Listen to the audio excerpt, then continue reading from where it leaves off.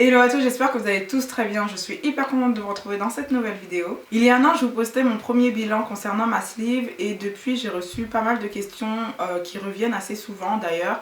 Donc j'ai décidé de vous faire cette fois-ci ce bilan à 18 mois post-opération, mais sous forme de questions-réponses. La première question, c'est quelles sont les démarches à effectuer pour faire une sleeve. Pour ma part, j'ai appelé le cabinet de mon chirurgien, j'ai pris rendez-vous.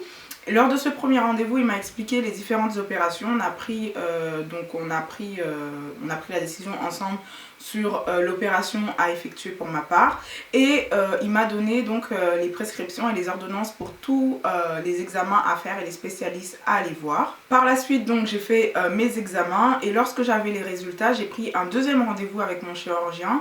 Donc je lui ai donné tous mes examens, tous mes résultats du moins, et donc il a constitué le dossier pour la commission. Lorsqu'on fait une opération de ce type, il faut qu'il soit pris en charge par la sécurité sociale. Il faut que la sécurité sociale donne son aval, sinon le chirurgien n'a pas le droit de vous opérer. Donc il y a un délai de 15 jours pour avoir une réponse et si vous ne recevez pas de réponse au-delà des 15 jours, c'est que votre demande elle a été acceptée et que votre opération sera bien prise en charge par la sécurité sociale.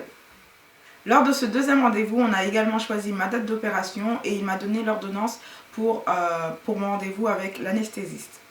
Et j'ai revu mon chirurgien la veille de l'opération directement à l'hôpital où il m'expliquait comment l'opération allait se dérouler et également à l'heure que j'allais passer. Deuxième question, à partir de combien de kilos on peut subir une opération de l'obésité? Donc en fait, il ne s'agit pas uniquement de poids, mais il s'agit également surtout de votre IMC. Il me semble qu'il faut un IMC de 40 pour être sûr d'être prise en charge. Et à partir d'un IMC de 35, il vous faut prouver en fait par les examens que votre poids est une réelle gêne pour vous dans la vie quotidienne. Troisième question, est-ce que je conseille l'opération de l'obésité pour tout le monde? Eh bien non, puisque déjà une opération de l'obésité, c'est quand même une opération, il y a des risques qu'il faut prendre en compte. Deuxième chose, et je pense que c'est la plus importante d'ailleurs, il y a pas mal de personnes qui arrivent à perdre du poids par eux-mêmes. Alors effectivement, tout le monde n'y arrive pas, mais moi mon conseil c'est de commencer par là. C'est commencer par être suivi par un nutritionniste, une diététicienne, faire un rééquilibrage alimentaire, faire du sport, etc. Maintenant, si vous voyez que ça ne fonctionne pas, il ne faut pas non plus vous acharner là-dessus, il ne faut pas passer 10 ans à essayer de perdre du poids et en fait à en prendre. À un moment donné, il faut prendre la bonne décision, peut-être passer par une opération de l'obésité. Quatrième question, est-ce que ça fait mal? Alors oui, c'est une opération, du moins pour moi, qui m'a fait mal dans le sens où je n'avais pas mal aux cicatrices, mais c'était vraiment très très difficile les 10 premiers jours à cause du gaz qui m'avait été injecté lors de l'opération et également pour boire, avaler, ne serait-ce que avaler sa salive, c'était vraiment compliqué. Donc boire de la soupe ou de l'eau, voilà, c'était vraiment très très horrible. Donc les 10 premiers jours, c'était vraiment pas simple et ça faisait mal. Cinquième question, comment se passe la sensation de faim après la sleeve? Donc après la sleeve, pendant plusieurs mois, voire une année, on ne ressent plus la faim. Lorsque la sensation de faim revient, elle peut revenir de façon très très forte et vive puisqu'on n'a plus l'habitude de ressentir cela. On a l'impression d'avoir plus faim que d'habitude et faut faire attention. Sixième question, qui est mon chirurgien et dans quel hôpital je me suis fait opérer? Donc avant ça ne me posait pas de problème de dire ces informations là, mais maintenant en fait je me dis si, alors ça m'est pas arrivé mais si quelqu'un venait à m'envoyer un message en me disant que ça s'est mal passé avec mon chirurgien, ça s'est mal passé dans cet hôpital et que la personne me dise oui j'ai pris rendez-vous parce que tu nous en as parlé, je me sentirais mal quand même. Donc j'ai décidé tout simplement de ne pas divulguer cette information, que ce soit directement en vidéo mais également en message privé. Je ne dirai plus qui est mon chirurgien ni dans quel hôpital je me suis fait opérer. Septième question, combien m'a coûté l'opération? Je ne sais pas. Je ne sais pas combien coûte l'opération en général, je ne sais pas combien cela m'a coûté puisque voilà, c'était pris en charge par la sécurité sociale et à côté j'avais une très bonne mutuelle qui a tout pris en charge, donc je ne saurais pas vous dire le prix de mon opération. Huitième question, comment est ma peau par la suite? Est-ce que je prévois une opération réparatrice? Non, je ne prévois pas d'opération réparatrice.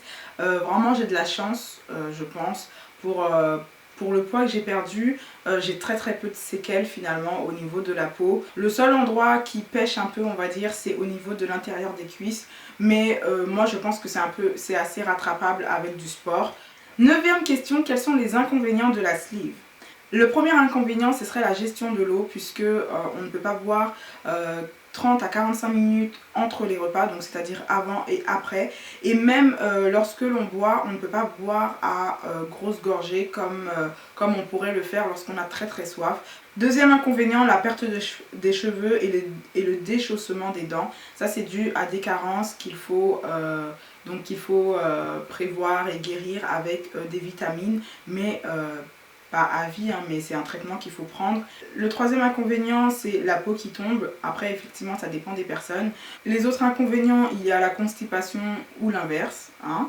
Les changements physiques qui peuvent être mal acceptés. Donc voilà, le temps que notre cerveau s'habitue à notre nouveau corps, à une nouvelle silhouette, à notre perte de poids, il y a souvent un décalage et ça peut être mal vécu pour la personne.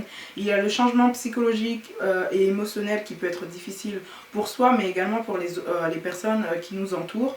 Donc il faut savoir qu'un couple sur 3 se sépare après l'opération d'un des deux, puisque la personne opérée et qui perd du poids a souvent tendance à avoir plus confiance en elle, etc. Et ça peut être mal vu, mal vécu par son conjoint ou sa conjointe. Mais ça peut être mal vu également au niveau des amis.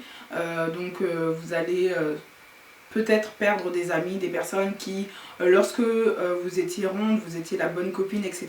Et puis lorsque vous perdez du poids et que vous commencez un peu plus à vous affirmer, on commence à avoir des commentaires comme elle se la pète, maintenant elle se croit jolie. Les autres inconvénients, il y a les restrictions alimentaires à vie, donc pas de chewing-gum, pas de boissons gazeuses, l'alcool également, l'arrêt de la cigarette, donc c'est ce qui est préconisé lorsque l'on fait ce type d'opération. Il y a également le changement de goût alimentaire, donc qui peut se manifester de deux façons. La première façon, c'est qu'il y a certaines choses qu'on n'aime tout simplement plus, et la deuxième façon, c'est qu'il y a certaines choses qu'on aime, mais que notre estomac ne supporte plus vraiment, et donc on est amené à ne plus en manger ou à en manger de moins en moins. Les fortes douleurs et les vomissements lorsqu'on mange un peu trop.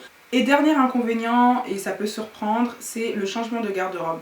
Puisque pour moi je le mets dans les inconvénients parce que la première chose c'est que au début c'est assez drôle de changer de vêtements, de devoir faire du shopping, on aime ça, etc. Mais ça peut vite devenir saoulant. Clairement. En plus, vous allez racheter les mêmes vêtements, mais tout simplement dans une taille plus petite, donc vous n'avez pas l'impression de changer de garde-robe finalement. Aussi parce qu'il y a un budget derrière auquel on ne s'imagine pas, mais qu'il faudra faire face. Dixième question, comment va mon moral? Donc moi, tout va bien.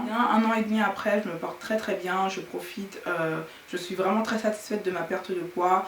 J'ai vraiment l'impression de renaître finalement et de vivre en fait des choses que je ne pouvais pas vivre avant. 11e et dernière question, combien de kilos ai-je perdu et quels sont mes objectifs? Pour ma part, j'ai atteint mon objectif en termes de kilos, j'ai un IMC dit normal, donc en chiffres ça donne moins 55 kilos par rapport à mon poids le plus haut qui était quelques semaines avant mon opération et 50 kilos par rapport à mon poids le jour de ma sleeve.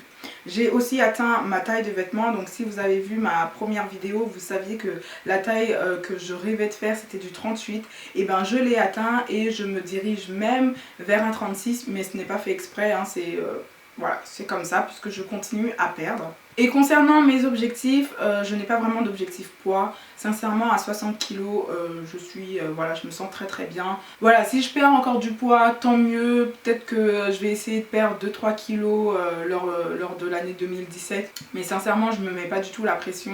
Je me sens vraiment très bien comme ça. Mon prochain objectif ne concerne donc pas mon poids en termes de kilos, mais plutôt mon corps et le remodelage de mon corps. Donc forcément ça va passer par le sport. Je vais vous dire la vérité, je n'ai pas fait de sport durant la fin de l'année. J'ai pas fait énormément de sport, je suis pas allée à la salle énormément de fois et je me mets vraiment pas la pression. Je pense que je vais laisser passer les fêtes voilà, passer la nouvelle année, etc.